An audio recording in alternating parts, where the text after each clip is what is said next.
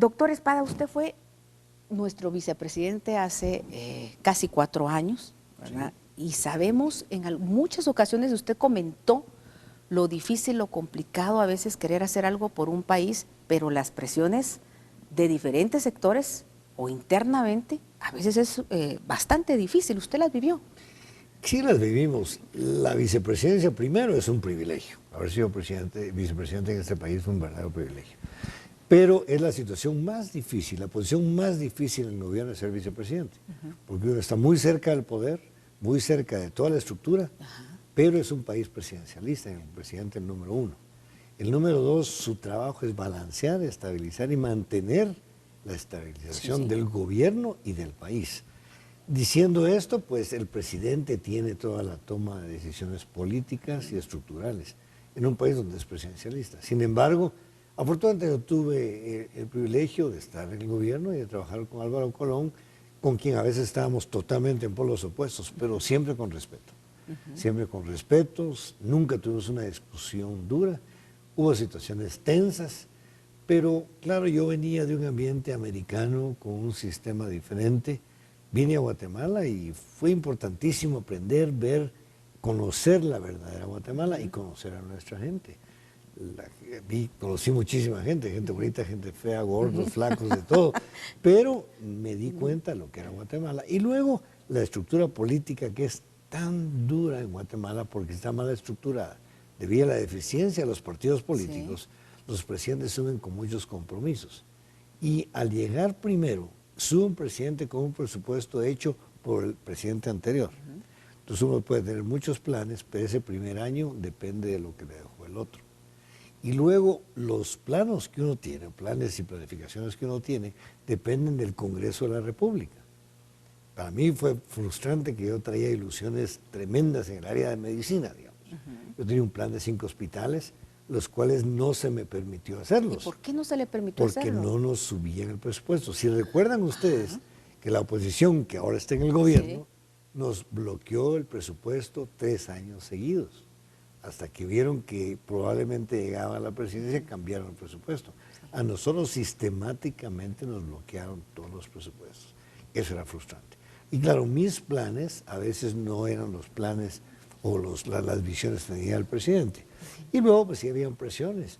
Pues la presión que se criticó mucho de la primera dama, que en realidad conmigo no hubo presiones, yo porque tuve poca relación con ella. ¿No tuvo usted enfrentamiento, alguna confrontación? Un par de discusiones, los cuales yo se puse en mi línea y le recordé que yo tenía que reportarle solo a una persona que era el presidente.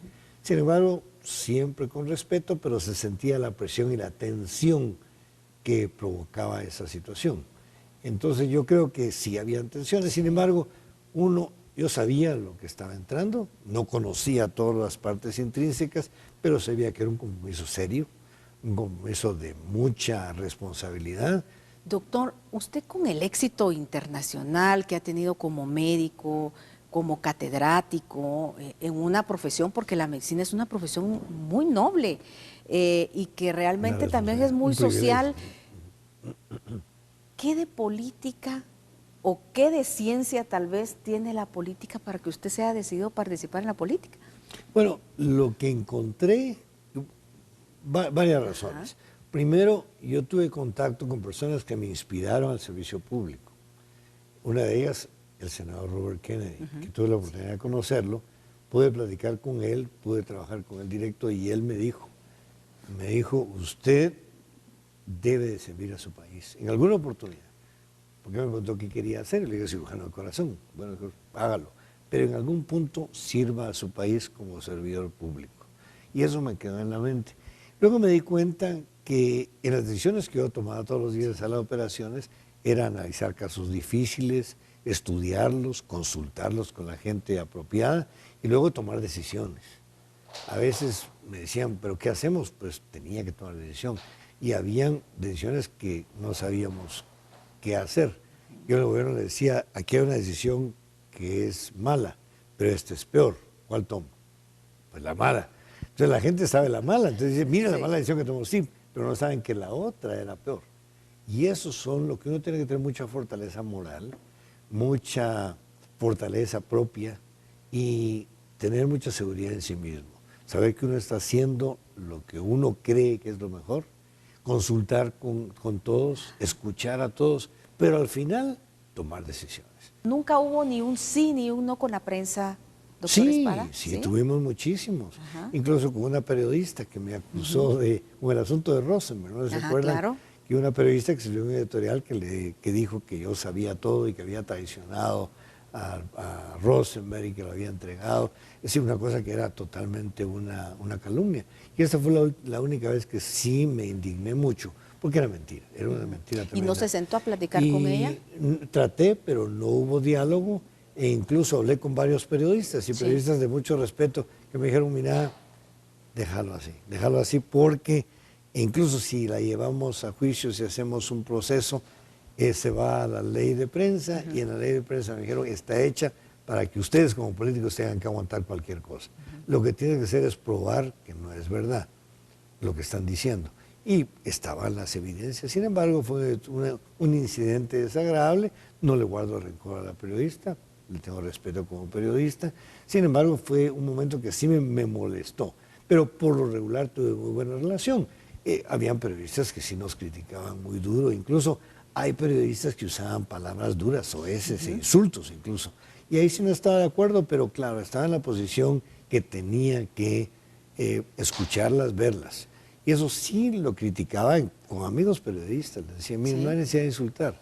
Uno puede decir las cosas sin insultar a las personas. Pero a veces hay estilos y estilos y hay que tolerar. Cuando uno está ahí tiene que ser uno muy tolerante. Tuve momentos tensos incluso. ¿Cómo cuáles, doctor? Bueno, el momento de Rosenberg fue un momento muy tenso en la que se me pedía que yo sacara al presidente, que lo metiera preso y que tomara la presidencia. Incluso Rosenberg lo dijo en su tape, que yo quedara. Luego tuve varias personas de aquellos movimientos de camisas blancas, me llamaron personajes actuales, me llamaron, me dijeron, mira, ya tenemos listo todo, el presidente se va preso en la tarde, te vamos al Congreso, hay 105 votos y te hacemos presidente. Yo le decía, bueno, si ustedes creen que el presidente Colón lo hizo, yo lo voy a traer el enchacho y lo meto preso yo, pero me tienen que traer las pruebas.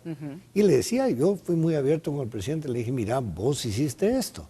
Decía, no, yo lo veía, yo lo conocía bastante y sentía que él no lo había hecho de lo que yo podía decir, podría estar equivocado, pero sí creí que no lo había hecho, por lo que no creí que tenía que tomar la decisión de sacarlo. E incluso después supe que había un plan de empujarme a que yo lo sacara y en la noche a mí me acusaban de sedición y me metían preso a mí también. Y a los dos, que el plan era tirarnos a los dos.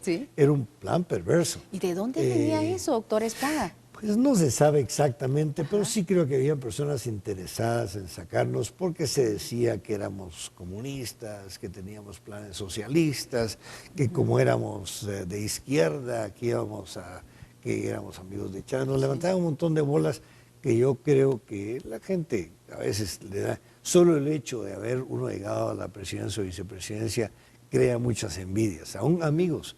Yo tengo grandes amigos que yo creía que eran amigos míos. Sin embargo, los perdí porque les dio mucha envidia, mucha cólera de haber llegado. Unos lo critican por una cosa, otros por otra, pero hay que resistirlo. Yo siempre fui muy abierto, con todos mis amigos sigo siendo abierto. Muchos me criticaron porque te metiste, pero yo creo que hice lo correcto, trabajé muy bien con el presidente Colón, a pesar de que muchas veces estábamos en polos diferentísimos. Y muchas veces yo no firmé acuerdos gubernativos que no estaba de acuerdo. La gente cree que yo decía sí, firmaba todo. No, tuvimos discusiones serias. A veces llegaba a la Secretaría General y me decía, presidente, le urge que firmes esto. Me llegaba a la medianoche, 1 de la mañana, que urge, hay que firmarlo porque hay que presentarlo ¿Lo iban a buscar a su casa, doctor? Sí, me decían firmarlo. Déjeme, yo tenía 6 abogados y me veían todos, 6 personas de mucha confianza. Lo revisábamos y decía a mí, dígale al presidente que no lo voy a firmar, que no me parece. No, pero es que hay que publicarlo en el Diario de Centroamérica, tiene que estar en imprenta ahorita. Dígale que no, imprímalo sin mi nombre. Y hubo hay varios acuerdos gubernativos que yo no firmé, porque no estaba de acuerdo y creí que no debería hacerse.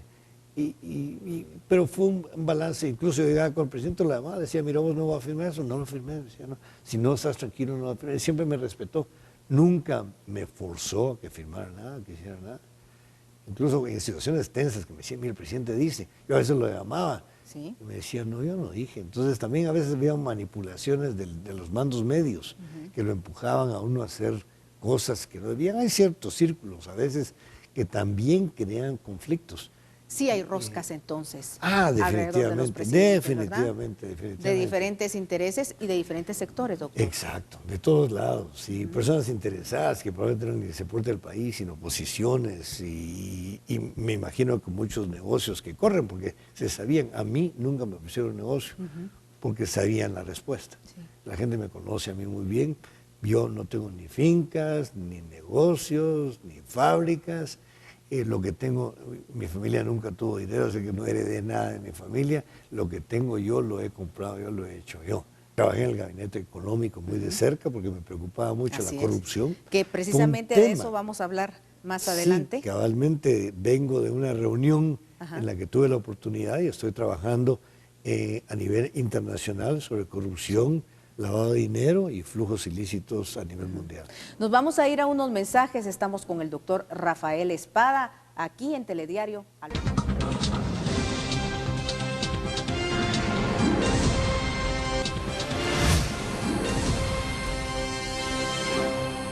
Doctor, le estaba diciendo hace algunos momentos que yo lo miraba a usted muy bien porque la mayoría, a veces de políticos que salen después de 4 años de gobierno, los vemos como Salen que muy golpeados. cansados, bastante golpeados, etcétera, y dicen que usted se va otra vez a participar en la política, entonces, Bueno, estoy participando. alcaldía, a la soy- alcaldía o algo así. Soy miembro del Parlamento Centroamericano, Ujú, sí, todavía sí. estoy en la parte política. La alcaldía se me ha ofrecido, lo estamos analizando. Es una posición seria. La ciudad de Guatemala es la principal ciudad de Centroamérica. Creo que hay mucho por mejorar, definitivamente, pero no he decidido. Y cuando anunciaron mi precandidatura, Sí. que lo iba a pensar, lo íbamos a sopesar con la gente del partido, con amigos, con la familia, y ver lo que conlleva llegar a esa posición. Siempre